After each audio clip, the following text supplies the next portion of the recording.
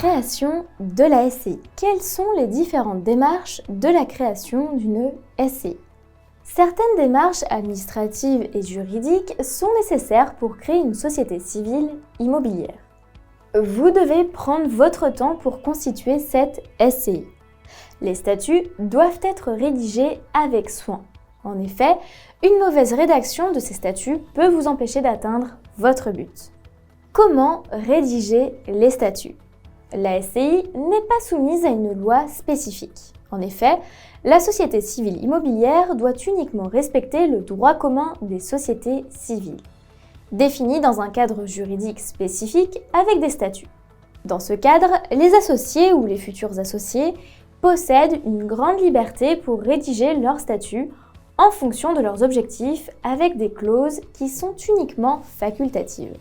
Nous vous recommandons fortement de personnaliser vos statuts en fonction de votre projet et de ne pas copier-coller des statuts trouvés sur Internet. Quelles règles pour les associés? Pour créer une société civile immobilière, il est uniquement nécessaire d'être 2 associés différents. Le nombre d'associés n'est pas réglementé, il n'existe pas de maximum. Toute personne peut être un associé de la SCI. La seule exigence réside dans le fait que chaque société doit être capable de signer un statut. En effet, le consentement ne doit pas être vicié. Peut-on créer une SCI entre époux? La société civile immobilière va vous permettre de gérer un patrimoine familial et c'est pour cette raison qu'elle est souvent créée entre époux. Peu importe votre régime matrimonial, vous êtes en droit de créer une SCI entre époux. Cependant, si un seul des époux désire devenir l'associé d'une SCI déjà existante ou en création avec une tierce personne, il doit obligatoirement informer son conjoint qu'il est également en droit de s'associer. En effet, c'est notamment le cas lorsque des biens communs sont mis en cause. Si le conjoint qui désire s'associer n'avertit pas son époux ou son épouse, il peut y avoir une nullité de l'apport ou d'achat auprès de la SCI. Si le conjoint qui est informé de la possibilité de s'associer à la société civile immobilière désire devenir également associé, mais uniquement après que l'apport a été apporté, les associés présents dans la SCI ne sont pas obligés de l'accepter. Comment protéger un associé mineur au sein d'une SCI? Si votre objectif est de transmettre votre patrimoine le plus tôt possible, vous pouvez créer une société civile immobilière en vous associant avec un enfant mineur. Il est tout à fait possible d'associer un mineur non émancipé à une SCI. En effet, nous le répétons encore une fois, mais il faut savoir que dans la société civile, la responsabilité des associés est indéfinie. Elle est juste régie par les statuts. Bien évidemment, le mineur ne peut pas prendre seul la décision de devenir associé d'une société civile. En effet, il est obligé d'obtenir l'accord de ses parents qui vont devenir ses administrateurs légaux. Seul le consentement des parents est nécessaire pour la représentation du mineur. L'autorisation du juge des tutelles peut être nécessaire lorsque le mineur ne possède plus qu'un seul parent et qu'il est placé sous l'administration légale et sous un contrôle judiciaire. Cette position d'associé pour un mineur peut également être obtenue au cours de sa vie sociale, que ce soit par la voie de la donation ou de la succession. Effectivement, si un des parents associés décède, la société civile immobilière continuera alors son chemin avec les héritiers. C'est ce qui est écrit dans l'article 1870 alinéa 1 du Code civil. Dans certains cas, à la suite d'un décès des parents, l'enfant est encore mineur et c'est donc l'héritier. Ce dernier doit donc accepter la succession et devient un des associés. Il devra notamment faire face aux dettes sociales.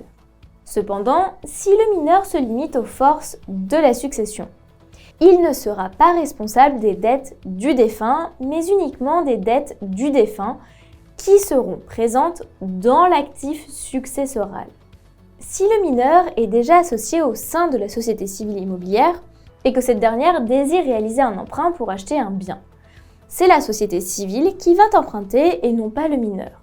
Dans ce cas, il n'est pas nécessaire d'avoir l'autorisation du juge des tutelles. Dans un but de protection de l'enfant mineur, on peut limiter l'objet social le temps que l'enfant devienne adulte. N'oublie pas de t'abonner à notre chaîne pour ne manquer aucune de nos prochaines vidéos. Et surtout, pense à liker si le contenu te plaît. L'objet social peut donc être uniquement limité à la gestion du patrimoine avec interdiction de contracter un crédit. C'est une clause très importante qu'il est nécessaire de prendre en considération lorsque vous désirez inclure votre enfant mineur dans une société civile immobilière. C'est une forme de protection que vous ne devez pas négliger.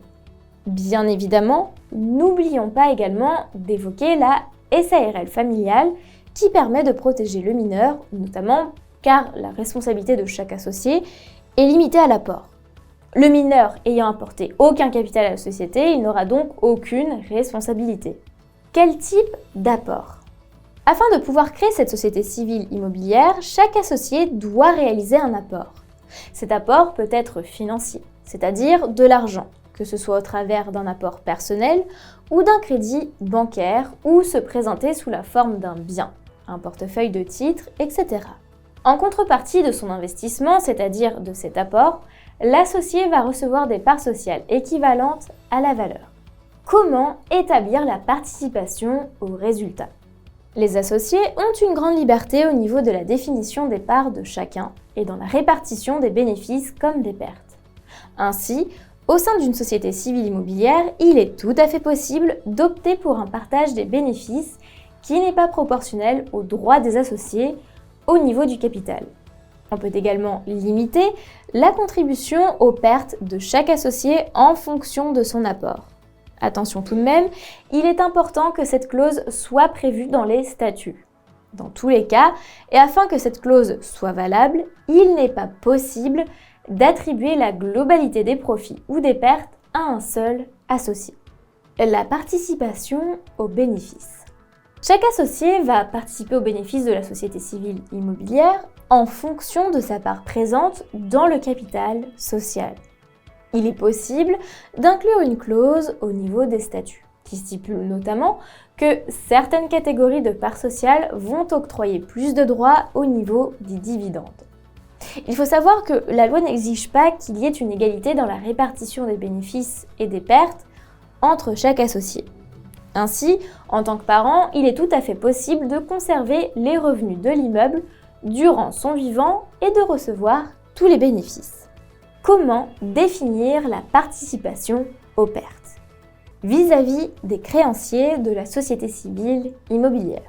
Face aux créanciers, les associés sont responsables du passif social en fonction de la part détenue dans le capital social de la SCI. Ainsi, la situation face aux créanciers ne prend pas en considération les statuts rédigés au préalable.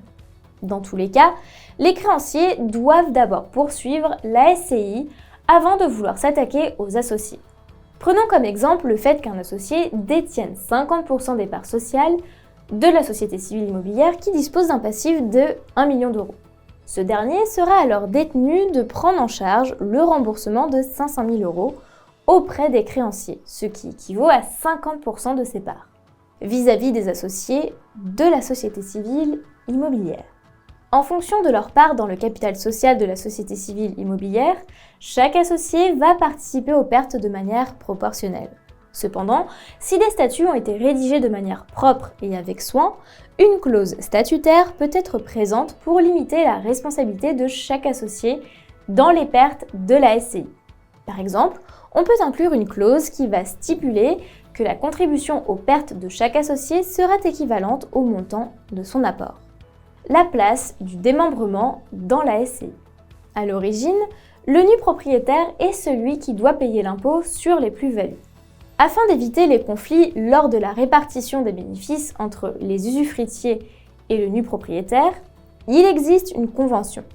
Cette dernière doit être obligatoirement inscrite dans les statuts et enregistrée avant la clôture de l'exercice.